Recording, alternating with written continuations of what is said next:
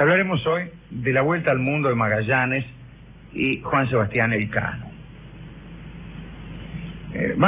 Hablaremos del Cano. Siempre se dice que el primero en dar la vuelta al mundo fue Magallanes. En realidad no. Fue el que no la dio la vuelta al mundo. El que la dio entera fue Elcano.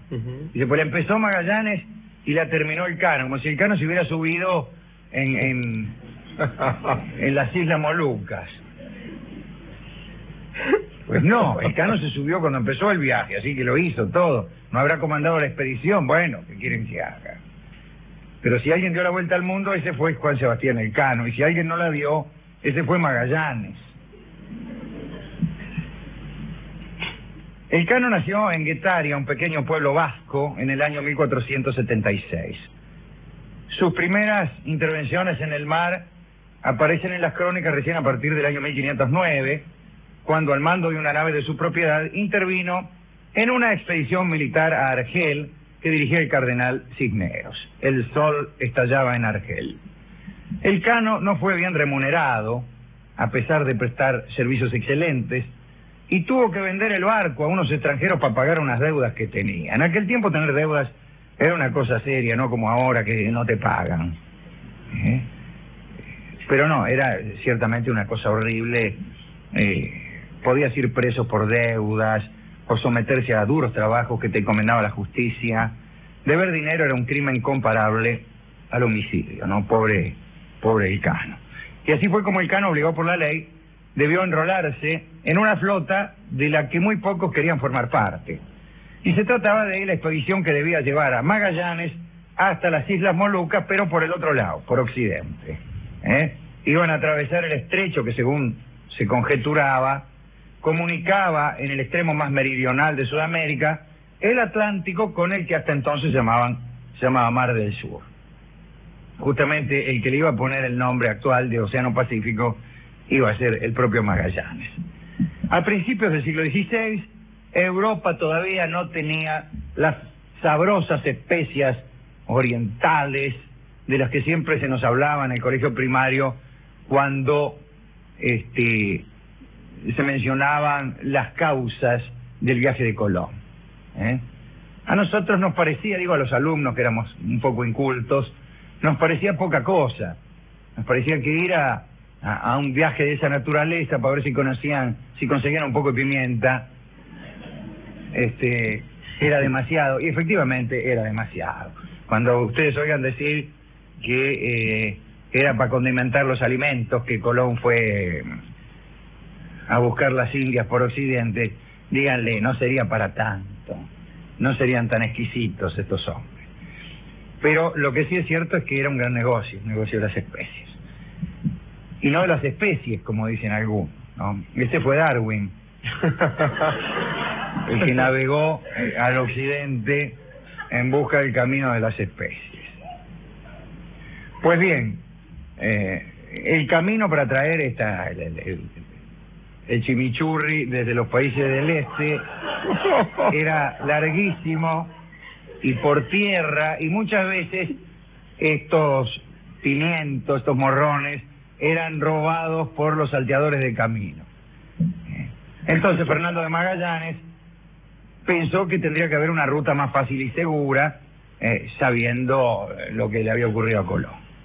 Bien, tenía fama de buen piloto, Elcano tenía fama de buen piloto, lo pusieron ahí, le confiaron el cargo de maestre, segundo de a bordo, en una de las 5 naves que partían. La San Antonio, que era la más grande, la Trinidad, donde iba Magallanes, la Victoria, la Concepción, en la que viajaba Elcano, y la Santiago. Total de tipos que zarparon con Magallanes, 265. Salieron de Sevilla, 10 de agosto de 1519. Breve estadía en Tenerife, después a Sierra Leona, en la costa africana. Allí empezaron los problemas, prontito nomás.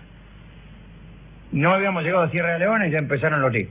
Porque la tripulación acusaba a Magallanes de ser excesivamente autoritario, que en aquellos años, francamente, ¿no? Para que a uno le dijeran que era excesivamente autoritario debía ser una cosa de temer.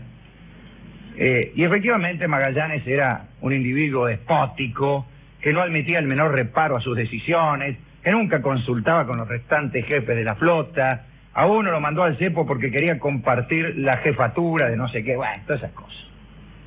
En este ambiente, la expedición cruzó el Atlántico, llegaron a Río de Janeiro. Entre la tripulación estaba Antonio Pigafetta, el cronista, ¿no?, que describió al Brasil. Dice, la tierra del Brasil, dice Pigafetta, abundante en todo, es tan extensa como España, Italia y Francia juntas, dijo Pigafetta. Los brasileños no son cristianos, pero tampoco son idólatras. El instinto natural es su única ley. Viven muchísimo tiempo, dijo Pigafetta. Los viejos llegan hasta los 125 años y a veces hasta los 140. Es decir, si pasás los 125, llegás a los 140. Andan desnudos del todo, con razón.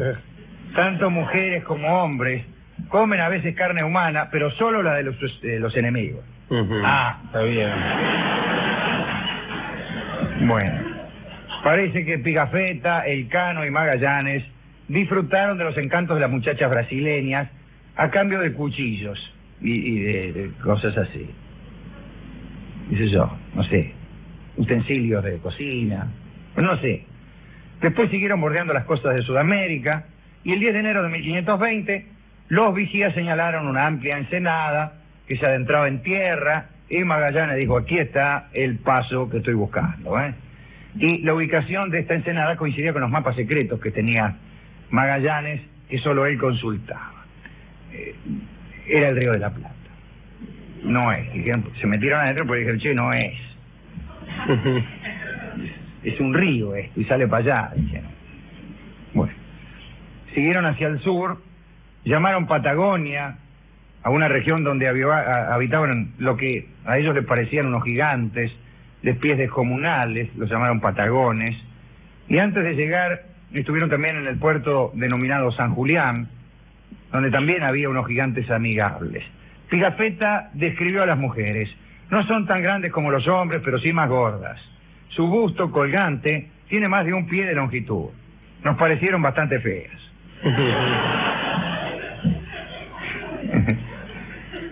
Por fin, el 21 de octubre de 1520, Magallanes divisó una extensa bahía de aguas profundas, se metieron, encontraron un canal, le llamó Estrecho de Todos los Santos, era el Estrecho de Magallanes, vamos, ¿no?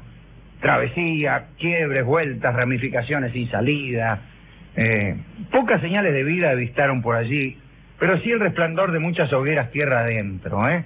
Por tal motivo bautizaron Tierra del Fuego a ese lugar. Cuando llegaron al Pacífico parece que la pasaron muy mal.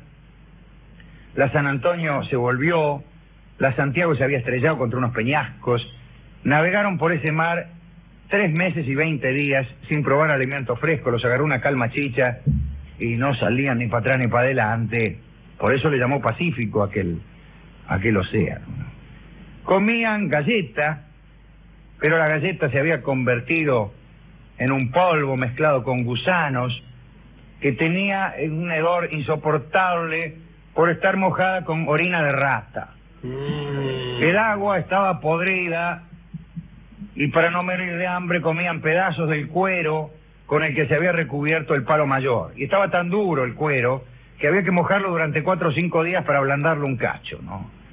La alimentación quedó reducida al aserrín, ya que las ratas se acabaron. Se pagaban medio ducado cada una, ¿eh? Se murieron 19 de escorbuto. Se le hinchaban las encías tanto que pasaban los dientes. Primero venía la encía, después el diente, empezando de abajo o de arriba. Por fin llegaron a la isla de Guam en marzo de 1521. Magallanes no quiso ir directamente a las Molucas y dio comienzo a un absurdo itinerario por las Filipinas. Allí, deseoso de lograr tierras para España y honores personales, empezó a establecer extrañas alianzas con los nativos, se comprometía en sus luchas intestinas, empezó a predicar el cristianismo con mucho éxito en todas las islas, pero había una que se le resistía, ¿no? Se llamaba Mactam, Mario Mactam. Magallanes quiso evangelizar el último rincón de Mactán, y fue de puro porfiado con 60 tipos y lo mataron. La flota se quedó sin capitán, sumida en el desconcierto. El primero que se hizo cargo de las 3 naves que quedaban fue el cuñado de Magallanes, Duarte Barbosa. Pero no habían pasado 4 días desde la muerte del capitán general, cuando a Duarte se le ocurrió aceptar la invitación del rey de Cebú, una isla que había ahí. Acudió con 20 hombres y lo reventaron a todos. El Cano se salvó de milagro, no había ido porque estaba un poco enfermo. Entonces las 3 naves, ahora con solo 115 de los 265 que habían zarpado, salieron rajando de aquellos parajes. En la huida se incendió la Concepción, y el Cano pasó a ser el capitán de uno de los 2 barcos que quedaban. También le encomendaron el cuidado del tesoro de la flota. Durante los días siguientes, la falta de alimentos los obligó a piratear. Apresaron un junco en el que viajaba el gobernador de Palawan. Palawan se llama el lugar. Impusieron un rescate de 200 medidas de arroz, 200 chanchos, 100 cabras, 50 gallinas. Rescate de un rey, ¿no? Y el gobernador, agradecido al ver que respetaban su vida, les entregó además bananas, nueces y cocos y vino. Y era tanta la alegría de los secuestradores y del secuestrado también, que se comieron parte del botín en un festejo común que hicieron ahí, ¿no? El Cano ejecutaba su misión en silencio, sin gestos vanos, sin arrogancia, pero era muy eficaz. Había alcanzado el mando total de la expedición iniciada por Magallanes, pero todavía le faltaba lo más difícil, llegar a las Molucas y luego a España. En noviembre de 1521 llegaron a las Molucas, llenaron las naves de especias, estos picantes ahí. Y el regreso a España fue dramático. Pues la Trinidad se averió, empezó a hacer agua. Solo, al mando de la Victoria, con 43 europeos y 11 indígenas, el Cano quiso dirigirse al Cabo de Buena Esperanza para poner rumbo al norte, hacia España. Era una locura porque tenía que eludir a los portugueses, que eran enemigos, y que eran dueños de aquellos mares, quiere decir que no podían parar en ningún puerto. Apareció otra vez el hambre, la carne se pudrió, el resto de los víveres se agotó en pocas semanas. Muchos quisieron entregarse a los portugueses en Mozambique, pero el Cano fue inflexible. Le escribió a Carlos I de España: determinamos morir antes que caer prisionero de los portugueses y dejar de culminar nuestra hazaña. Más tarde una tormenta rompió de cuajo el trinquete de la Victoria, se salvaron de milagro, pero vino el escorbuto y el agotamiento, murieron otros 22, hasta que al fin, el 6 de septiembre, la Victoria fondeaba en Sanlúcar de Barrameda, 3 años y 27 días después de haber zarpado de Sevilla. El barco hacía agua por todas partes, venían los tipos sacando agua con los baldes. De los 265 tripulantes, llegaron 18. 18, enfermos y agotados. Habían dado por primera vez la vuelta alrededor del globo y fueron honrados por ellos. El rey Carlos, por ellos no, por ello, digo, por lo que habían hecho. El rey Carlos concedió al Cano un escudo en el que figuraba una esfera terrestre con una inscripción que decía Primus circundedisti me, que quiere decir, me diste la vuelta, me diste. En 1525, el Cano volvió a alistarse en otra expedición a las Molucas. Le habían quedado ganas, ¿no? Una vez más quiso seguir la ruta de Magallanes. Meses después de la partida, en plena travesía por el Océano Pacífico, cuando ya había dado otra media vuelta, fue víctima del escorbuto, Su cuerpo fue arrojado al mar, después de su muerte, naturalmente. No es que le agarró el escorbuto y lo tiraron al agua, ¿no? Aquí falta decir que se murió de escorbuto. Tenía 50 años, hay un detalle, y además un detalle que nos vino muy bien, es que uno de los 18 sobrevivientes fue justamente Pigafetta, nuestro cronista, que es el que ha contado toda esta historia. Así que aquí termina la historia, nos preguntamos a quién de dedicársela, por supuesto a Pigafetta. No, mejor a Elcano, que fue el que dio la vuelta, y Pigafetta también, a los dos. Pero más a Elcano y menos a Magallanes porque nos hemos enterado de que era un individuo cruel y despótico. Pero, de todos modos, calculo yo que para conducir una flota de esa naturaleza era necesario algo más que el carácter de un conductor de televisión. Tipo que iba a dar la vuelta al mundo al mando de 5 naves con 265 atorrantes, tenía que ser un poco duro. No podemos ser todos